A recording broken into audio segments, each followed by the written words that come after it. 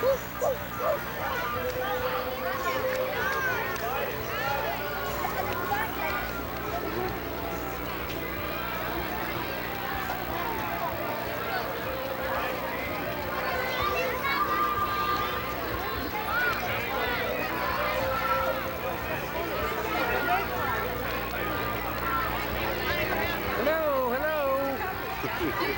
are you?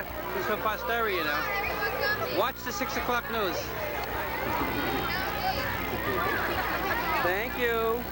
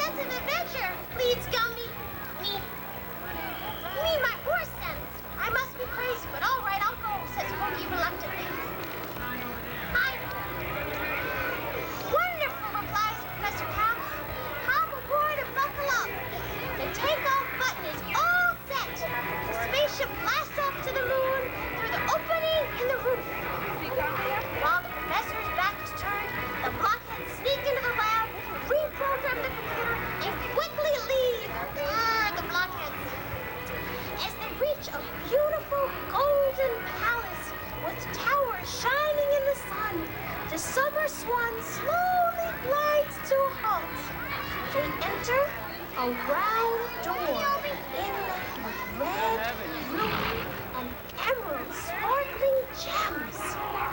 Climbing the stairway, they reach a spacious room where they find the king and queen.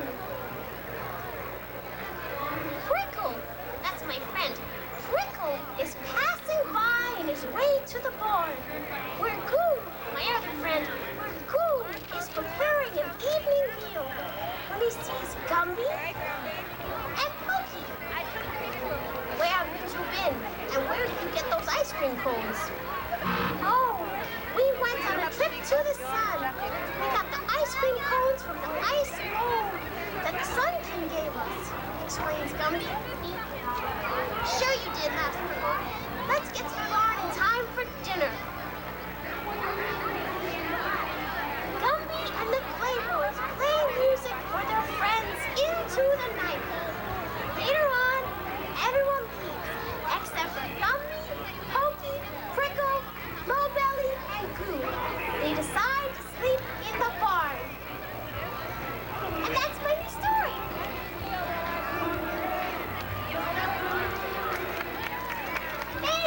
Thanks for listening. I love reading.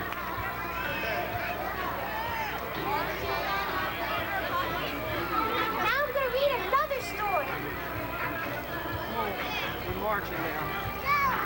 You may know this story. It's called Corduroy. Corduroy is a bear who once lived in the toy department of a big store. Day after day, he waited with all the other animals and dolls for somebody to come along and take him home. The store was always filled with shoppers buying all sorts of things. But no one ever seemed to want a small bear in green overalls. I love green. Then, one morning, a little girl stopped on the I didn't realize you were Jane's dad. No, there's Jim Tarmy. who jumped out of a window, upsetting 3 plants.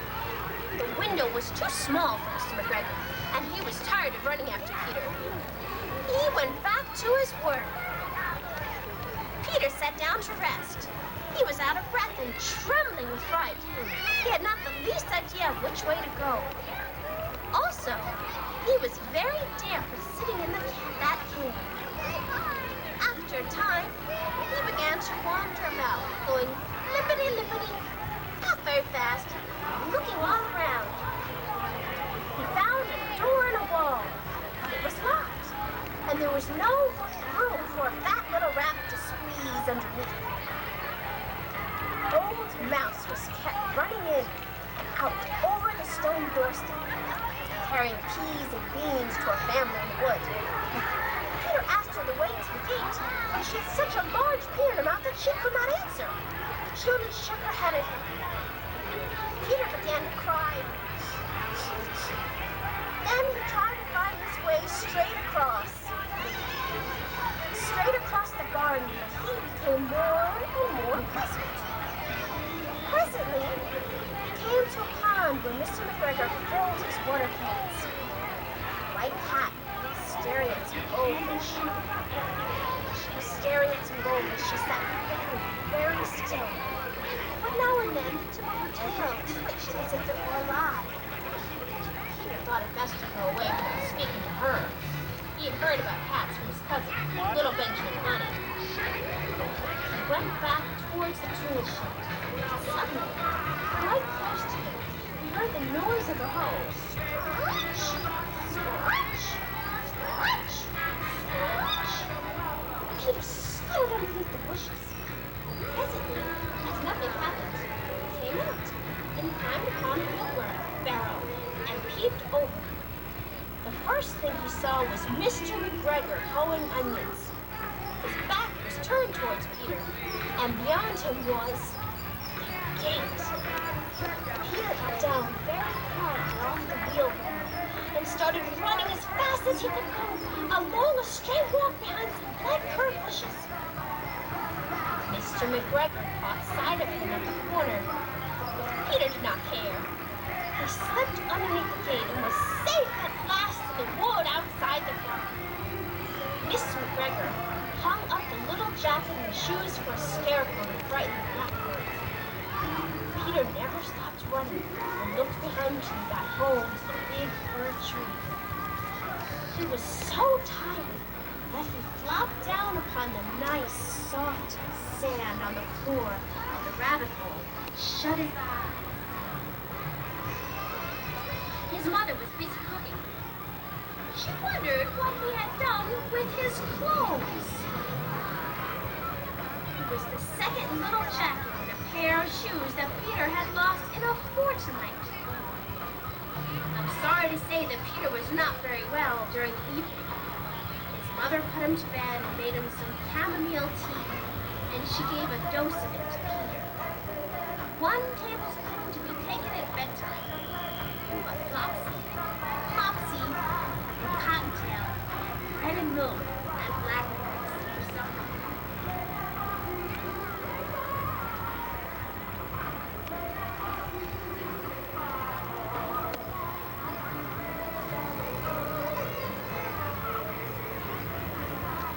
This is called The Tale of the Flopsy Bunnies. I'll do 2. Happy Easter! See you later!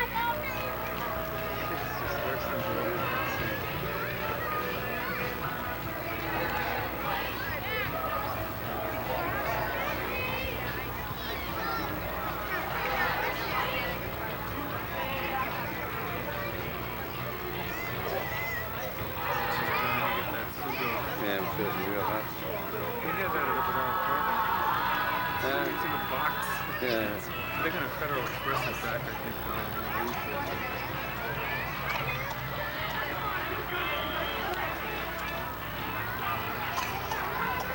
The little kid waving the Gumby.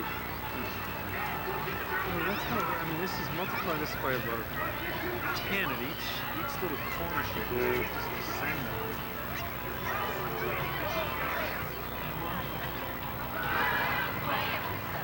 Look at they're holding on to it. She walked through the crowd and said, "It's Gumby!" Everybody had run over.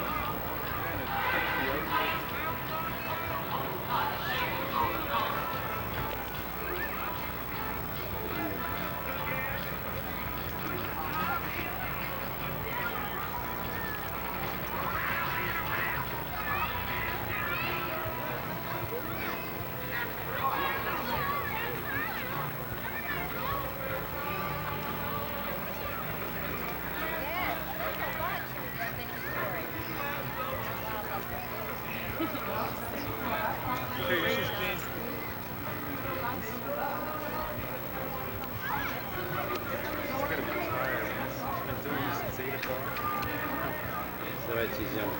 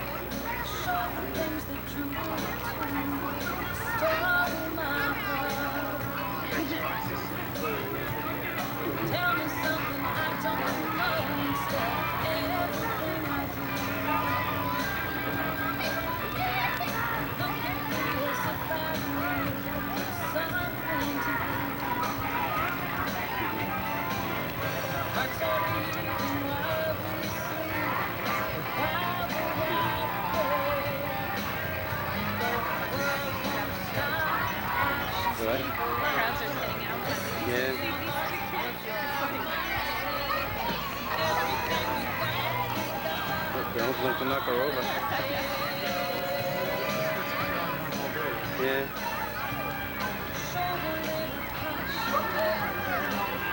Some of the kids are really affectionate.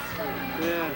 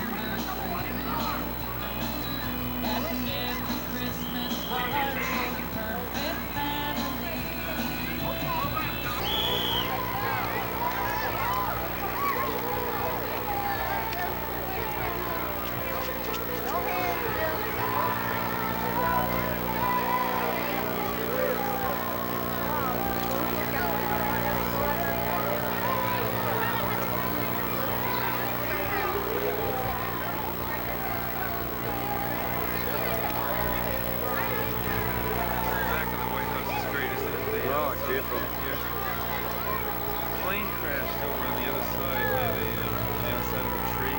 Didn't do a lot of damage. No. Oh, this is where he came in, though. Yeah. It's Truman's second porch, right? Yeah, right.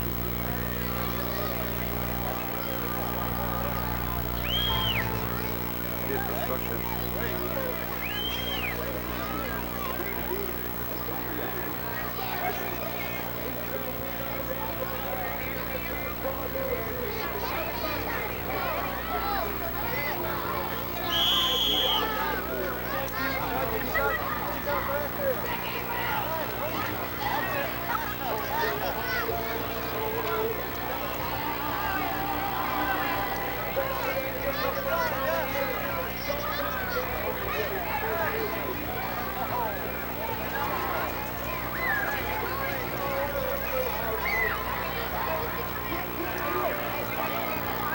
Do they get to keep the eggs? I think so, yeah.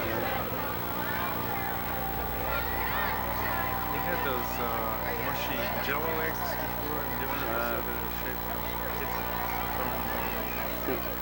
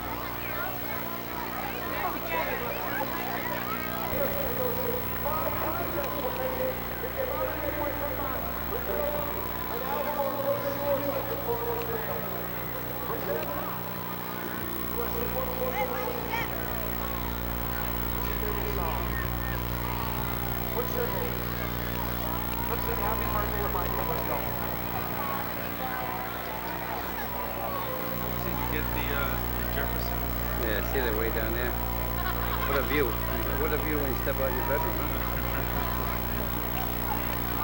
I got it.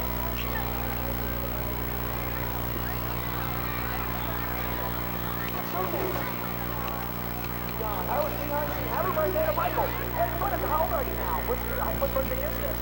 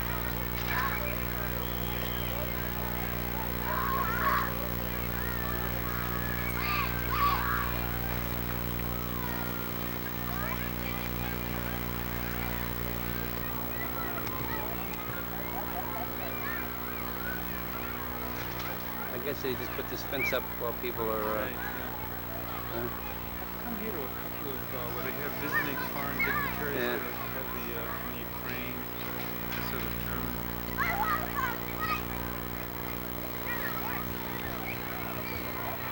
They're doing work on the roof there in the OELB.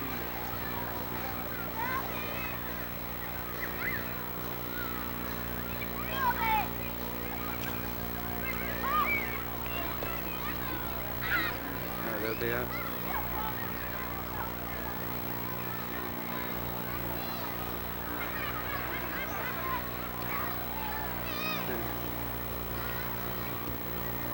I thought I saw somebody up there.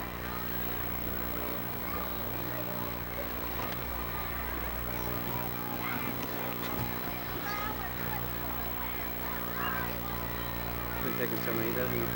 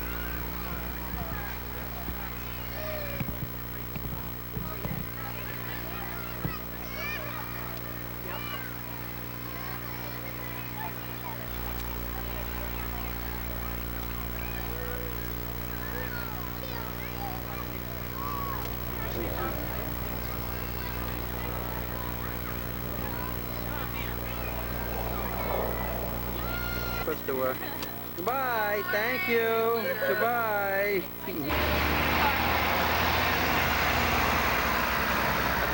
That's the Blair house right there, I think. What do you want?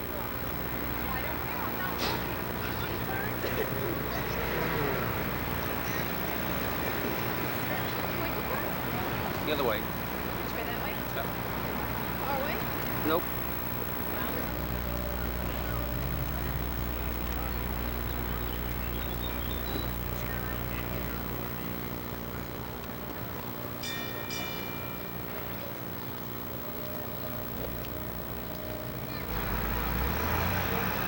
We walked that way and into that where that white thing is, if I remember correctly.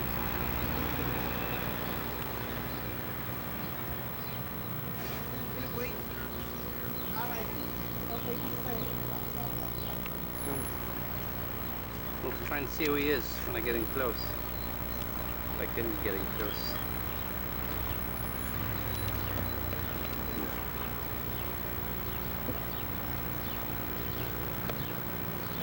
As close as I can get, Jane. I don't know who he is.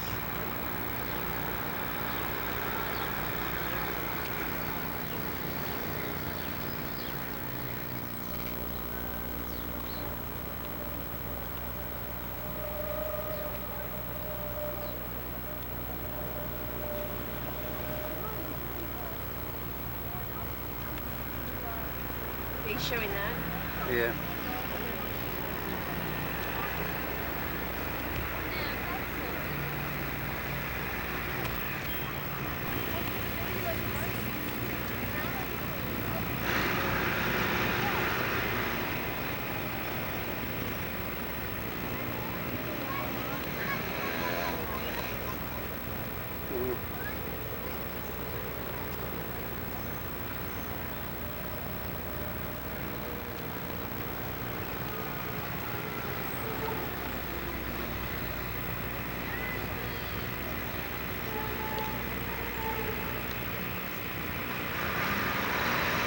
Jane.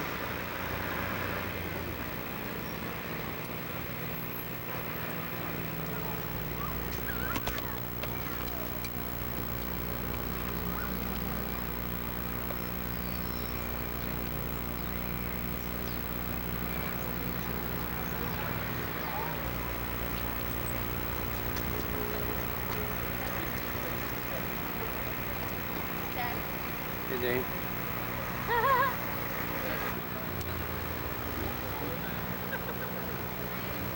Hello. That's it.